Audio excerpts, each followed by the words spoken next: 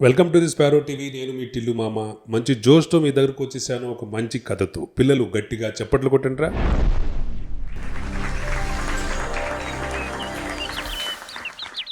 పిల్లలు, మనుషులు చెప్పే కథ కంటే ప్రాణం లేని రాళ్ళు కూడా కొన్ని కథలు చెప్తుంటాయి. నిజంగా ఈ కథ చాలా ఛాలెంజింగ్గా, చాలా మోటివేషనల్గా ఉంటుంది. మీ అందరికీ మంచి ప్రేరణను కలిగిస్తుంది అనుకుంటున్నాను. కథ ఏమిటంటే, అదొక పెద్ద క్వారీ అంటే రాళ్ళు తవ్వుతూ ఉంటారు. దాంట్లో తెల్లరాళ్ళు, నల్లరాళ్ళు, అలాగే గ్రానైట్సు, ఇలా రకరకాల రాళ్ళు వస్తుంటాయి. ఓకేనా పిల్లలు? ఇప్పుడు ఒక కొండ ఒక్కసారిగా విస్ఫోటంగా పగిలింది. అందులోంచి రకరకాల రాళ్ళు బయటకు వచ్చాయి. అందరూ పాలరాళ్ళని, నాపరాళ్ళని, అలాగే గ్రానైట్స్ రాళ్ళని చక్కగా కడిగి వాటిని తయారు చేసి బయట విదేశాలకు పంపిస్తున్నారు. కానీ ఆ పక్కన కొన్ని రాళ్ళు మాత్రం అలా చూస్తూ బాధపడిపోతూ ఉన్నాయి. నల్లగా తుమ్మమొద్దులాగా లావుగా ఉన్న ఆ బరువైన రాళ్ళు అక్కడ ఉన్నటువంటి వాళ్ళకి అడ్డొస్తుందని చెప్పి కాళ్ళతో కొట్టుకొని పక్కకి వెళ్ళిపోతున్నారు. కొంతమంది అలా తొక్కుకుంటూ వెళ్ళిపోతున్నారు. ఆ రాయి మాత్రం తన మనసులో బాధపడుతుంది. నన్ను ఎంతమంది తొక్కుతున్నారు, ఎంతమంది నన్ను అడ్డంగా ఉన్నానని చెప్పి తీసుకెళ్ళి పక్కన పడేస్తున్నారు అని చెప్పి బాధపడుతూ ఉంది. అలా కొన్ని రోజులు గడిచిన తర్వాత అక్కడ ఒక మనిషి వస్తూ అలా ఒక రాయి ఎంక చూశాడు. దగ్గరికి వెళ్ళి ఆ రాయిని ఎత్తుకెళ్ళాడు. ఆ రాయి మనసులో అనుకుంటుంది, అవును, నన్ను ఇంతమంది తొక్కారు, ఇంతమందిని పక్కన పడేశారు, ఇతను మాత్రం ఎందుకు తీసుకెళ్తున్నాడబ్బా, నాతో ఇతనికేంటి పని అని చెప్పి రాయి మనసులో అనుకుంటుంది. ఆ తర్వాత తీసుకెళ్లిన వ్యక్తి ఆ రాయిని ఒక చోట పెట్టి రాయికి దండం పెట్టుకున్నాడు. ఆ తర్వాత తన దగ్గరున్నటువంటి ఉలి అంటే షీజల్ అంటాం, అతను ఒక శిల్పి అని ఇప్పుడు అర్థమైంది. ఇప్పుడు ఆ శిల్పి ఒక రాయిని చెక్కడానికి ఉలి అనే ఒక ఆయుధాన్ని, ఒక డివైస్ని వాడతాడు. ఉలి అంటే సీజల్ అన్నమాట, అంటే ఒక పదునైన చాకు లాంటిది, మేకు లాంటిది.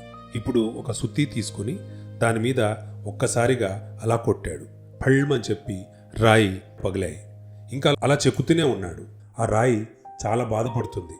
అయ్యో, నన్నేంటి ఇంత ఇబ్బంది పెడుతున్నాడు ఇతను, ఏం చేయాలి ఇప్పుడు అంటూ రాయి కూడా, సరే అతనికి ఏదో ఒక ఉపయోగం లేకపోతే నన్ను ఇలా ఇబ్బంది పెట్టడు కదా, చూద్దాం అని చెప్పి రాయి కూడా సహకరించింది. ఆ పెద్ద మనిషి, అదే ఆ శిల్పి, రాయిని అలా చెక్కుతూ కొన్ని రోజుల తర్వాత ఒక అందమైన, అద్భుతమైనటువంటి దేవుని శిల్పంలాగా తయారు చేసుకున్నాడు. ఆ తర్వాత ఆ శిల్పి ఆ విగ్రహానికి దండం పెట్టి ఆరాధించడం మొదలుపెట్టాడు. ఆ తర్వాత ఊరి నుంచి అటు ఇటు పోయే జనాలందరూ ఆ రాయిని తీసుకునెళ్ళి గర్భగుడిలో పెట్టారు. అందరూ ఆరాధిస్తున్నారు. ప్రతిరోజు నిత్యం పూజలు చేస్తున్నారు. అప్పుడు రాయి రూపంలో ఉన్న దేవుడు ఒక చిరునవ్వు నవ్వి, ఆహా, శిల్పి మనుషుల్ని సృష్టించిన దేవుడు అంటారు. నువ్వు నన్ను సృష్టించావు కదయ్యా, ఎంత గొప్ప హృదయం నీది. నన్నందరూ పక్కన పెట్టారు. ప్రతివారు నన్ను అడ్డు ఉన్నానని చెప్పి పక్కన తోసేశారు. నువ్వు మాత్రమే నాలో ఉన్న ఆ క్వాలిటీని, విలువని గ్రహించి నన్ను తీసుకొచ్చి ఒక విగ్రహంలాగా చెక్కి నీ కష్టంతో, నీ ప్రతిభతో నన్ను ఒక అద్భుతమైన, అందమైన దేవుని శిల్పంగా చెక్కావు. కాబట్టి ఇప్పుడు నాకు అర్థమైంది ఏమిటంటే, నువ్వు గొప్పవాడివి. భగవంతుడు సృష్టించిన మానవుడు నిజంగా గొప్పవాడు. ఎందుకంటే ఈ పలకని రాయిని కూడా ఒక విలువైన రాయిగా, ఒక శిల్పంగా తయారు చేసిన నువ్వు ఎప్పుడూ బాగుండాలి అని చెప్పి దేవుడి రూపంలో ఉన్న రాయి కోరుకుంది. ఇదిరా పిల్లలు కథ. ఇప్పుడు దీన్ని బట్టి మీకు ఏమర్థమైంది?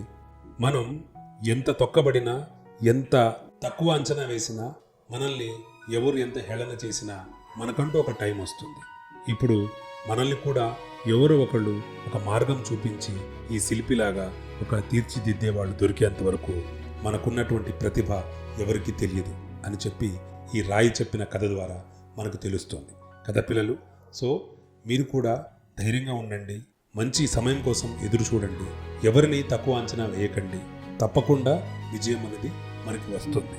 ఒక మంచి మార్గం దొరికే వరకు మనం వేచి చూడాల్సిందే. ఓకేనా పిల్లలు? సో మరొక మంచి ఎపిసోడ్తో, మరొక మంచి కథతో, మరొక మంచి మెసేజ్తో మళ్ళీ కలుద్దాం. అంతవరకు stay tuned to the sparrow TV. Share చేయండి, లైక్ చేయండి. Take care, by by, love you all.